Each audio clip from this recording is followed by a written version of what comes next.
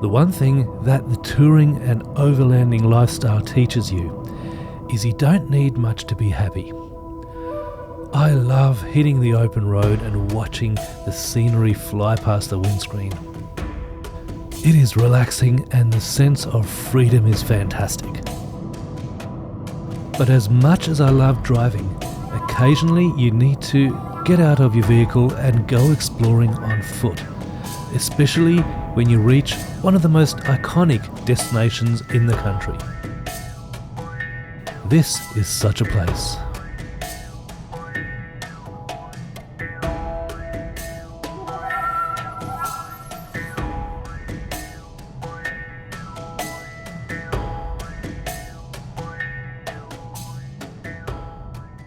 This is the most famous platform in the country.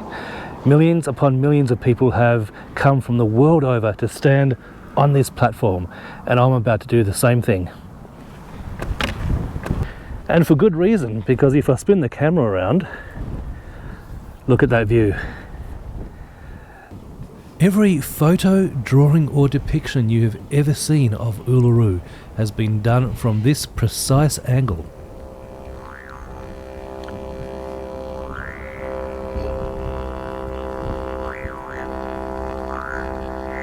So, Uluru is about 550 million years old. It's made of arkose, which is a type of coarse-grained sandstone.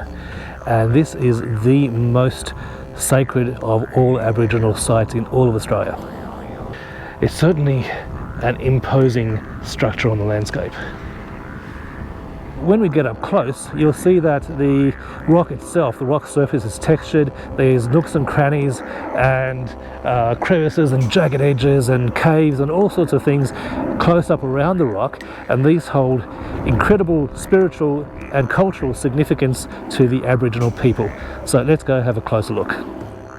I love the anticipation of the first sight of the rock as I'm driving through the outback. And all of a sudden, there it is, exactly as I had left it the last time I was here. And it is always an amazing sight. And the closer I get, the more excited I feel, because it is just a spectacular place to visit.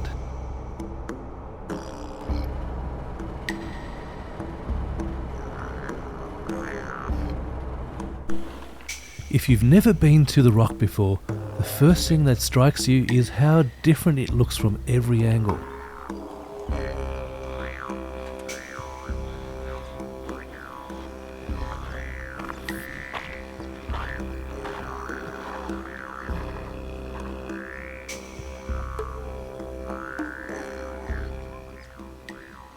So Uluru formed 530 to 550 million years ago, and this whole area was filled with sandstone and it was compressed, and over time it all eroded away except for Uluru. And the reason is pure luck. This section of sandstone, this whole rock that is now known as Uluru, has no breaks in it, and so there was no edges for the wind or water to take hold of. And yes, the whole rock is slowly weathering away, everything is all rounded, the water's washing off the rock face, but because there's no cracks in the rock, it hasn't fallen apart into multiple smaller rocks and accelerated the erosion. So it's the only thing that's remained in this entire landscape, and that's basically how it came to be. All around the rock you can see small boulders that have broken off over time. So here is an up-close look at arkose. This is the type of coarse-grained sandstone that Uluru is made up out of. You can see how it's all been compressed together.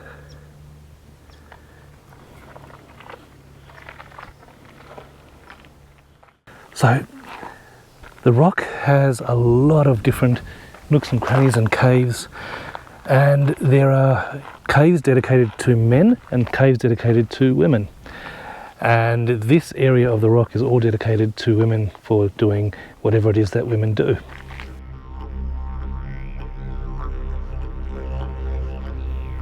It is a 9.4 kilometre round trip around the rock, and the first thing you can see is just how unusual and irregular the shape is.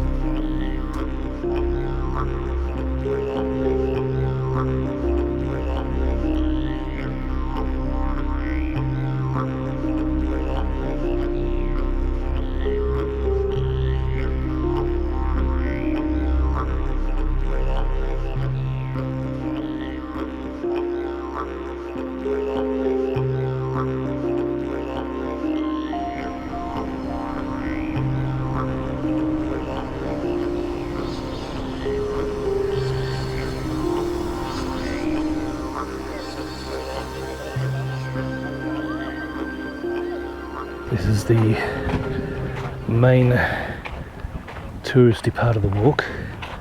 There's a big car park right next to the rock, and so this is where most of the people come.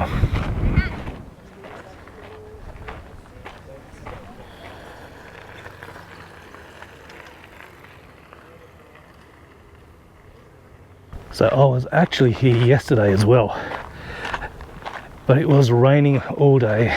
It only very, very briefly stopped raining, and I managed to get a couple of shots. But the one nice thing about the rock was there was water streaming down the rock all over the place, and you can still see some little bits of water coming down the rock in various places. But it was quite pretty yesterday.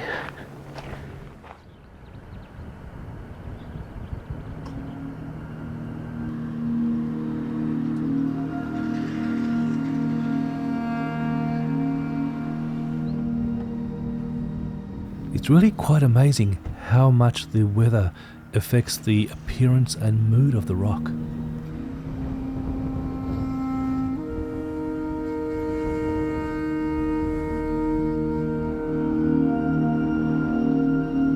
So here we are at Uluru, and as you can expect, you can see behind me throngs of vehicles turning up. It is a massive, massive tourist attraction, as you already know. You can see wind and water have eroded that over time.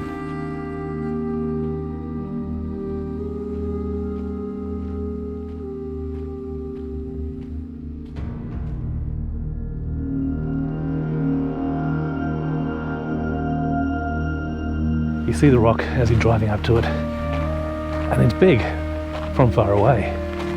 But when you get up close to it, it's got this massive, imposing dominance on the landscape.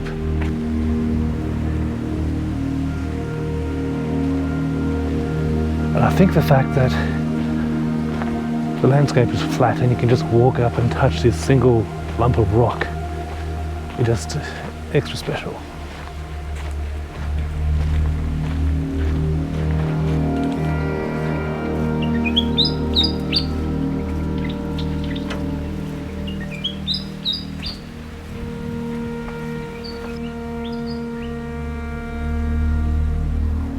Fantastic. You can see water running off the rock, little mini waterfalls.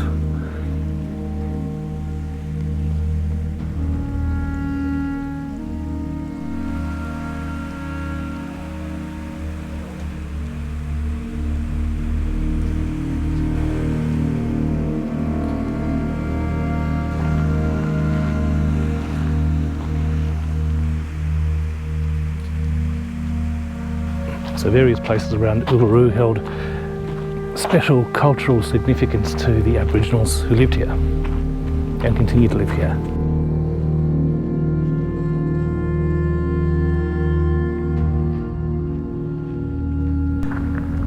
So you don't see the pattern of the rocks in photographs, but when you're up close, you can see this very interesting pattern.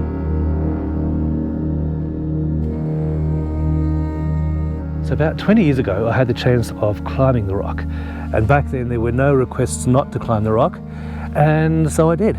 And it was extremely difficult, and the climb up to the very top is on one of these steep bits, and there was just a simple chain erected along the length of one of the walls of the rock, and you pulled yourself up, and then you walked along the top all the way to the end and back. At the top is mostly flat. It sort of undulates, but it's mostly flat, and it was an amazing experience. And I've got some photos of some fantastic views, but back then it was less than, I think it was 1.2 megapixels, so it was a very, very long time ago. Digital cameras were just in their infancy, so the photos aren't very good. Would I climb the rock again today? No, not really. For the past 10 or so years, the Aboriginal people have been requesting people to respect their culture and not to climb the rock, but it wasn't outlawed. But now it is permanently banned, so you can't climb the rock anymore. And even if you could, I wouldn't, because, you know, it's nice to look at. I don't think I need the challenge anymore. And it's a beautiful thing to look at. Well, you can hear the not so distant sound of mass tourism. There's helicopters circling the rock, taking people for joyrides constantly.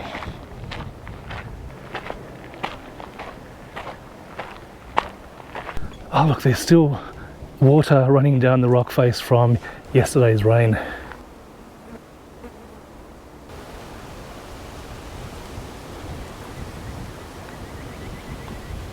So this cave in the background is a men's cave, and this is strictly for men only. It's, I guess, the ultimate man cave, and men come here to do whatever it is that men do.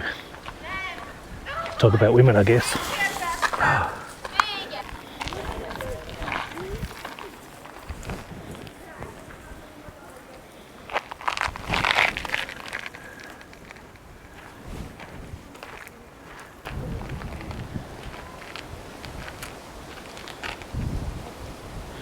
So this is a teaching cave. Now this is a place where the Aboriginal elders used to bring their young kids and teach them how to survive in this environment. They teach them how to hunt and fish by explaining to them the meaning of the rock art.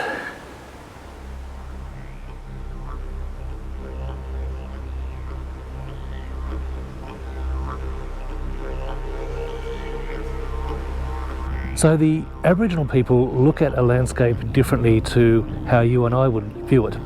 So picture this. Imagine there's a valley, and there's some rocks in the valley, and there might be a river meandering through the bottom of the valley, and you and I would look at it and think, oh, that's nice, it's pretty. The Aboriginal people would invent a story about that valley, and they would then say, well, there was a big battle here between the Serpent Queen and the evil snake, and the Serpent Queen chopped up the snake into small pieces, and those pieces fell into the valley and they turned into rocks, and you can see that there today. And the Serpent Queen then turned into water as it snaked its way through the valley, and ultimately they would associate some sort of learning to this myth, and then they would pass it down from generation to generation. So when the Aboriginal people look at the land, they make up creation myths about how things came to be. So there's this myth that I particularly like.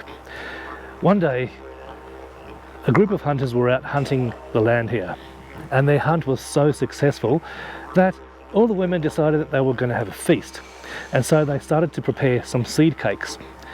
The head hunter climbed the rock, and he went all the way across to the top, the other end of the rock, and he thrust his spear into the ground onto the rock face, and he declared that this rock and all the land surrounding it belongs to the Anangu people, and they are still the rightful owners of this land today. Now, the spear turned into a column of stone, and the seed cakes you can see on the face of the rock there. When Europeans arrived and started building shopping centres and 7-Elevens and cities on their land, it's not just the land that they're taking, but they're taking away those landmarks around which their culture has been built.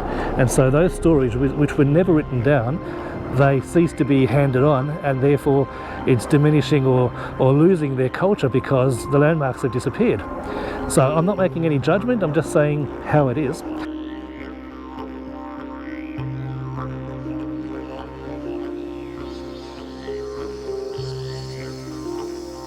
so that's just a quick look at Uluru. You can walk around the rock, you can cycle around it, you can do sunrise and sunset viewings. It is a tourist mecca really, but it's a beautiful place.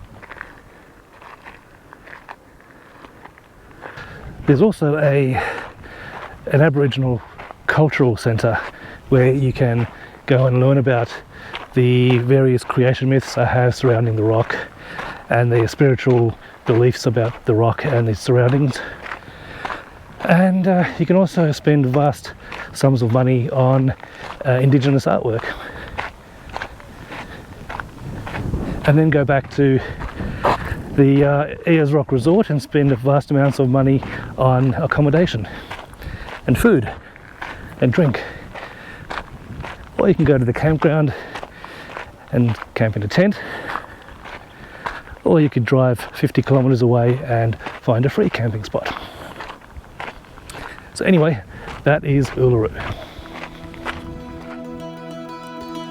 Well, it's time to have one last look at the rock before I hit the road to my next destination.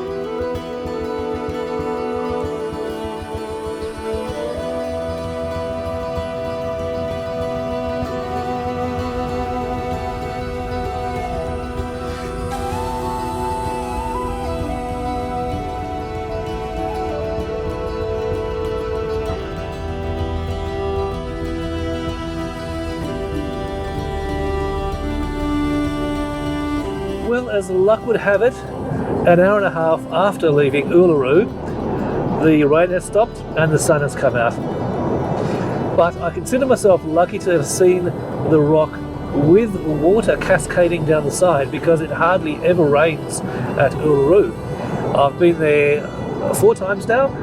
The 3 previous times were bright blue skies, really hot sun, and this was for me a different experience of Uluru. In the wet, with the top shrouded in clouds, it was lovely. So I consider myself lucky to have actually seen it in this particular weather condition. So we are now heading back down the Lassiter Highway, and we're going to turn north fairly soon and head towards Kings Canyon. But first, a quick detour.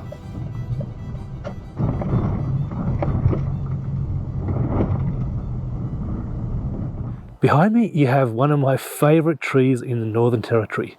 This is known as a desert oak, and they're endemic to this region. You won't find them anywhere outside Central Australia.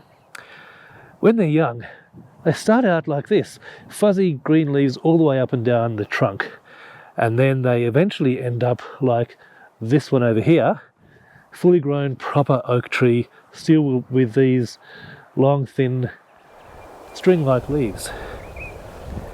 And the thing I really like about it is the noise the wind makes when it blows through these leaves. You can hopefully hear that now.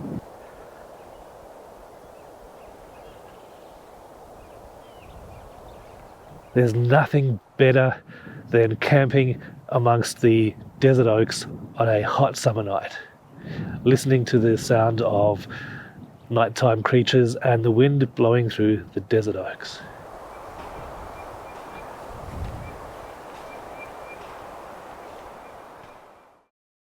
Okay, we've just arrived at Kings Canyon. I haven't been here in 5 years, so I'm really looking forward to it. It's been a really beautiful drive coming up here.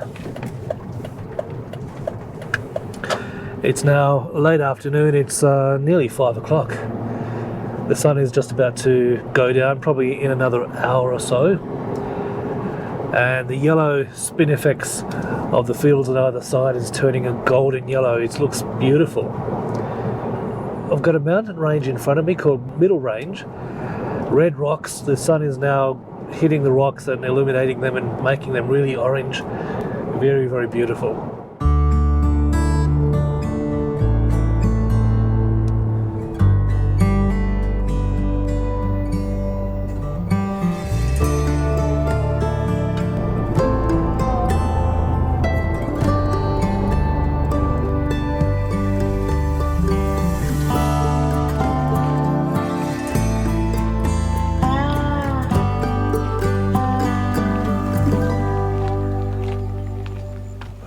just doing the short walk through the canyon itself.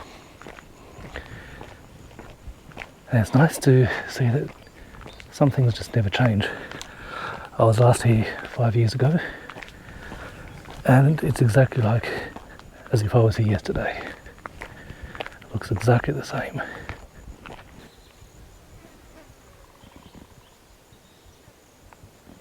So it's just about an hour before sunset. And I think this is the perfect time to come here. Look at the colours on the rocks. This is a very spiritual place for the Aboriginal people.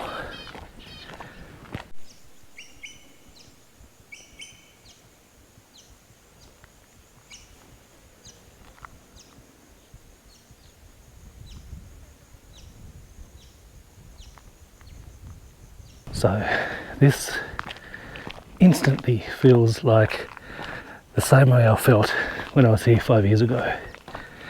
It is such a tranquil and peaceful place. Really, really quiet. Lots of bird noises.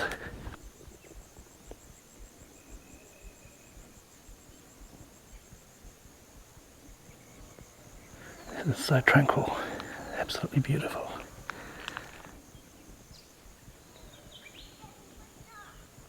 This is a dry creek bed. And when it rains, obviously all the water comes down here. Comes pouring down the walls on all sides and funnels it into this valley. And so this valley is a bit of a refuge for all the animals and the plants. Kings Canyon is basically a sanctuary in the middle of the dry, arid outback. It has a total of 572 different plant species, 60 of which are considered to be very rare indeed. It's also home to about 80 species of birds. The canyon is basically a living plant museum, and it is a very, very special place indeed.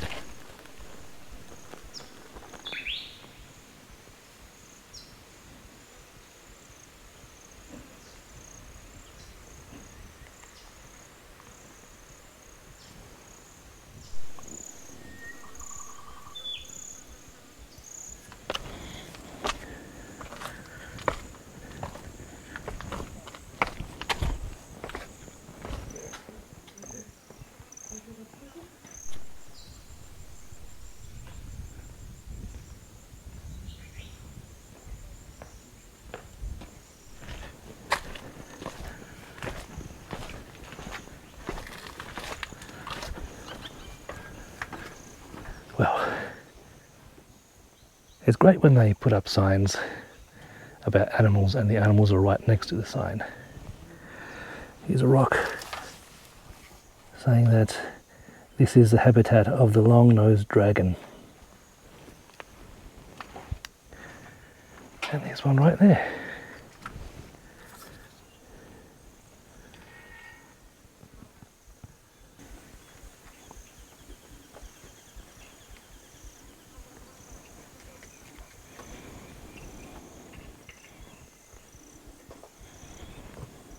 So I'm up at the end of the canyon.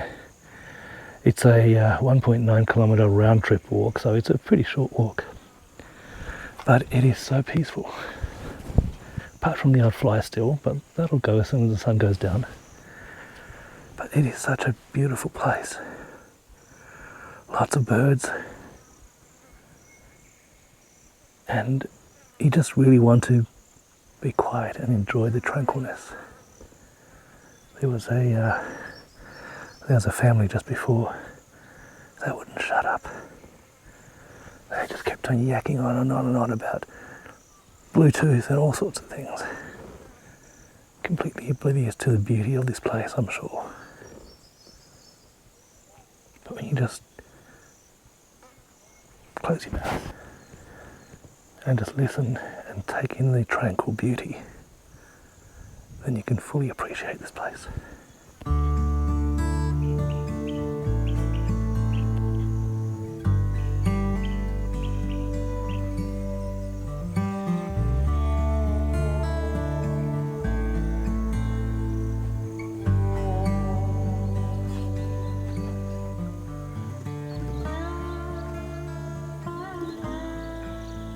So one thing that I've noticed is that the rocks that Kings Canyon is made of appears to be the same type of rock Uluru is made of. If you look at this rock over here, it has the same kind of pattern on the rock.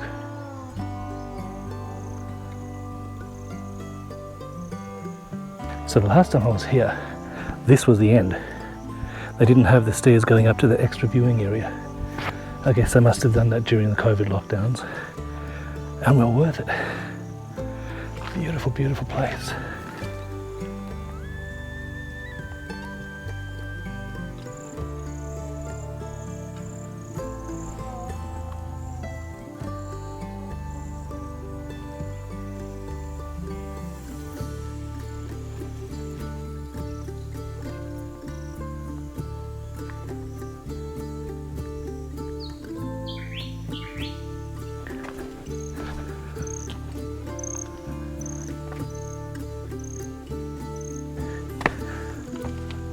Looks like I'm the last one left here today.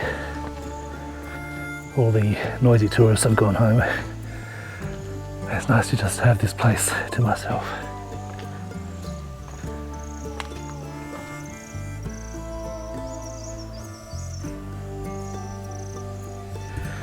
Kings Canyon is so worth the visit. It's a long way away from anywhere, but it is so worth it. Beautiful, beautiful place. A lot of flies, but that just goes with the whole package. Amazing place. This is a beautiful ghost gum. Really, really love those trees. So that was the short walk. That's just down in the canyon and back out. There's a longer walk that goes around the rim. So that goes all the way up and around all the way down to the end where we were, and then back the other side. Now I think the sign said that long walk is about 6 hours, and there's a 22-kilometre walk which is 1 to 2 days. So surprise, surprise, I'm not going to do either of those because it's now probably close to 6 o'clock, I'd say, and the sun will be setting soon.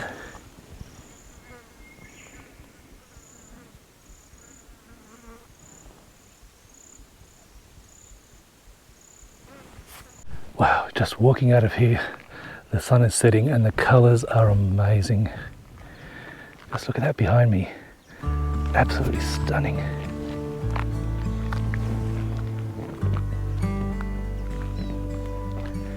So the best time to come here is about an hour before sunset. Spend the time going up and down the canyon. Hopefully the tourists will have gone by then. And then you get to spend the end of the day alone in the canyon with the sun setting, making beautiful golden colours on the rocks, and the yellow grass just glows. It's absolutely beautiful.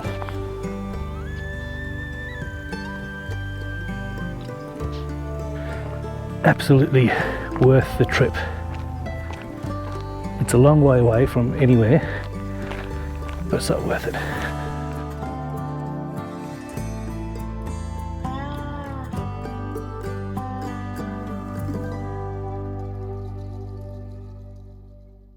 Wow, this came out of the blue.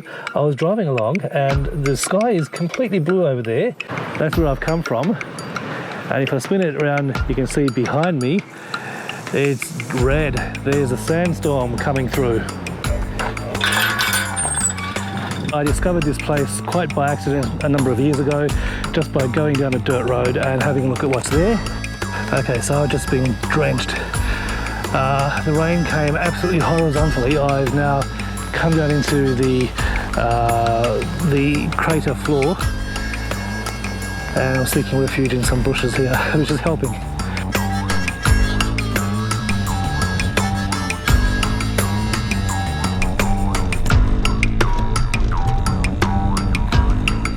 As always, thank you so very much for watching, and I shall see you in the next video.